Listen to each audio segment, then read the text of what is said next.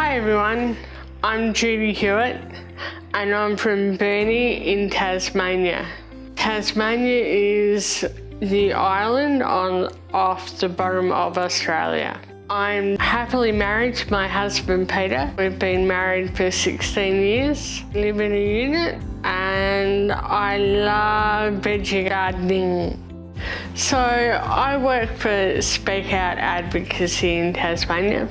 I work with people with intellectual disabilities as a self-advocacy support, and I work in groups, and I love working with people with intellectual disabilities. My role at Speak Out is really important to me, leading people with intellectual disabilities to have this day and not just about what they had for lunch or dinner.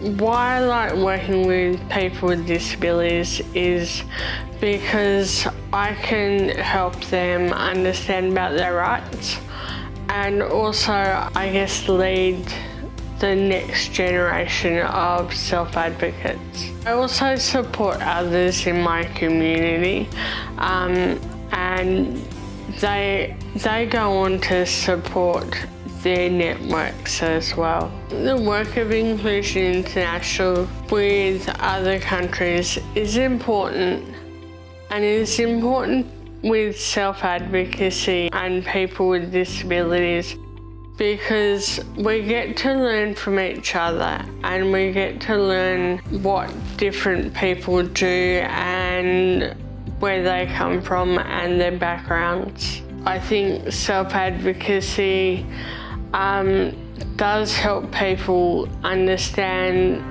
that they have rights and that they can use them. As a leader, I speak out about issues faced by people with intellectual disabilities through Empower Us, the NDIS Independent Advisory Council, the IDRG, which is the Intellectual Disability Reference Group, and the Disability Royal Commission Engagement Group.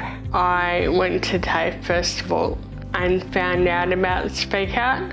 Then I became a member and found friendships along the way. I was confident about the values. I became a representative of Speak Out, and I became a part of Members Exec, representing others and speaking up in groups. I also became Members President of Speak Out, being on the board of Speak Out, as well as the Inclusion Australia board as part of the Our Voice committee. So in 2013, I went to Geneva and was the first woman with an intellectual disability to speak about the rights of people with intellectual disabilities. So last year, I went as a co-lead of the Australian delegation and was the first woman with an intellectual disability to co-lead the Australian delegation, and I was really proud of that. So on the delegation, there was another lady that I mentored before we went to Geneva, and I think that was a great opportunity for her because she raised issues about parents with intellectual disabilities having their children taken away. I went to Bangladesh to do training with 16 self-advocates and talking about the rights for people with intellectual disabilities in Bangladesh. I co-leaded with Mark from Malawi, and I never met Mark before, so that was a really good experience. We had interpreters that spoke English and Bengali. I never worked with interpreters before other than sign language. I'm really proud and honoured to be nominated as part of the Inclusion Australia family. Really proud to be part of this.